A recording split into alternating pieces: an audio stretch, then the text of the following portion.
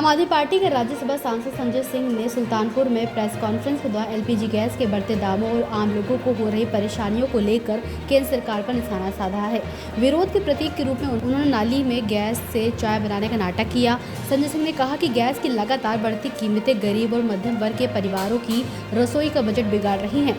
कई जगहों पर लोग सिलेंडर के लिए लंबी कतारों में खड़े हैं, जबकि महंगे दामों के कारण रसोई गैस आम आदमी की पहुंच से दूर हो गई है। उन्होंने सरकार से मांग की है कि एलपीजी गैस की कीमतों में राहत दी जाए और आम लोगों को समय पर गैस की उपलब्धता सुनिश्चित की जाए। इस अवसर पर आम आदमी पार्टी के स्थानीय पदाधिकारी और कार्यकर्ता भी मौजूद थे। गैस की किल्लत से जूझ रहा है पूरा देश। इस वक्त गैस के संकट के कारण लाइनों में खड़ा हो गया है, मूर्छित होकर लोग गिर रहे हैं इस धूप में। और आज मैंने आगरा की एक खबर पढ़ी कि एक बुजुर्ग व्यक्ति की गैस सिलेंडर के लाइन में खड़े हुए मौत हो गई। इस हालत में देश पहुंच चुका है। तमाम होटल्स बेंगलोर में, चेन्नई में, मुंबई में बंद हो रहे हैं। मोरवी के अंदर गुजरात में सैकड़ों टाइल्स की फैक्ट्रियां बंद हो गई। जहां पे बच्चे रहते हैं उन हॉस्टल्स के अंदर कैंटीन बंद हो गई। दिल्ली के अंदर हाई कोर्ट की कैंटीन बंद हो गई। एक गहरा संकट देश के अंदर गैस का पैदा हो गया। लेकिन बहुत ही शर्म की बात है कि नरेंद्र मोदी जी कह रहे हैं देश में कोई संकट नहीं है। उनके मंत्री हरदीप पुरी संसद में कह रहे हैं कोई संकट नहीं है। लेकिन ये संकट प्रायोजित संकट है। ये संकट आया नहीं है, लाया गया है। और ये बात मैं क्यों कह रहा हूं, ये देश की जनता को आपके माध्यम से पता होना चाहिए। लोगों को नहीं मालूम था, हमको आपको भी नहीं मालूम था। मैंने भी रिसर्च किया तो पता चला। लेकिन प्रधानमंत्री को मालूम था, इस देश के विदेश मंत्री को मालूम था, इस देश के पेट्रोलियम मंत्री को मालूम था कि हार्मोज का समुद्री मार्ग, जो ईरान का समुद्री मार्ग है, जिस समुद्री मार्ग का लगभग 60 से 70% हिस्सा ईरान में आता है, उसी हार्मोज समुद्री मार्ग से भारत का 60% कच्चा तेल आता था। जी हां, 60% कच्चा तेल उसी समुद्री मार्ग से आता था। और उसी समुद्री मार्ग से 50% गैस आती थी। ये बात मोदी जी को पता थी, ये बात विदेश मंत्री को पता थी, ये बात पेट्रोलियम मंत्री को पता थी। तो फिर आपने ईरान से रिश्ते क्यों अपने गड़बड़ किए? ईरान से तो आपके कोई बुरे रिश्ते नहीं थे।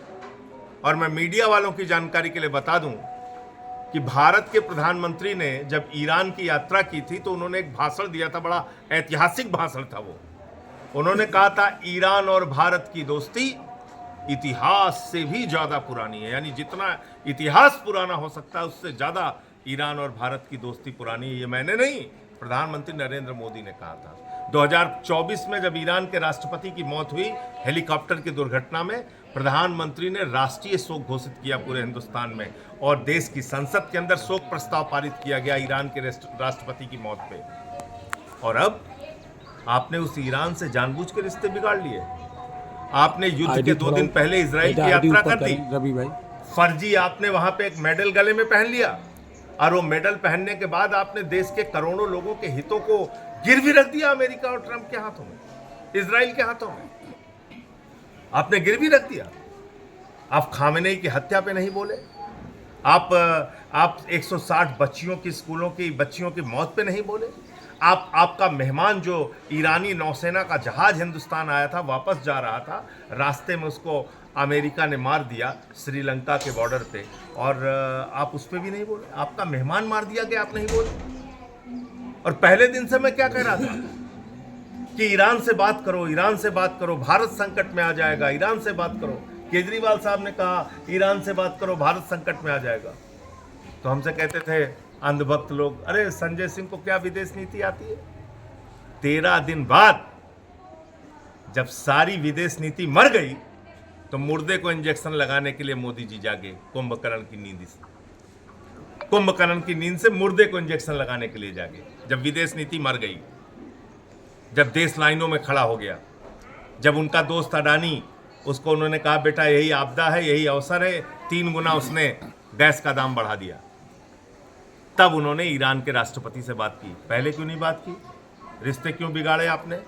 देश को क्यों संकट में डाला आपने? और आप क्या कहते हैं? कोई चिंता की बात नहीं है, नाली के गैस से चाय बना लो, नाली के गैस से खाना बना लो। पूरे देश को मूर्ख समझ रखा है। इस अनपढ़ राजा से देश को बचाना पड़ेगा। देश का बंटाधार कर दिया इस आदमी ने। यही वो व्यक्ति है जिन्होंने कहा था ताली थाली बजाओ कोरोना ठीक हो जाएगा, दवा खाने की जरूरत नहीं है, दिया जलाओ कोरोना ठीक। पूरे देश को मूर्ख बना रखा है। और इसीलिए मैंने ये प्रदर्शन आप लोगों के सामने किया कि ये देखिए आप, यहाँ पे गैस भी है, चूल्हा गैस का, पाइप है, और ये नाली, ये देख लीजिए नाली भी है, और ये पाइप भी लगी हुई है।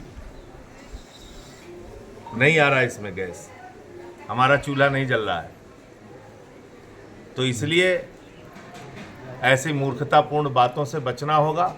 ईरान के राष्ट्रपति से आपकी बातचीत हुई है प्रधानमंत्री जी, और हम सब लोग चाहते हैं कि भारत का ये संकट खत्म हो, हार्मोज समुद्री मार्ग खुले, वहाँ से हमारे तेल और गैस आना प्रारंभ हो। राजनीति हो या क्रिकेट, देश विदेश की ब्रेकिंग हो या आपके मोहल्ले की बड़ी खबर, सब मिलेगा एक ही ऐप में, सबसे तेज और भरोसेमंद। अभी डाउनलोड करें दैनिक भास्कर डिजिटल।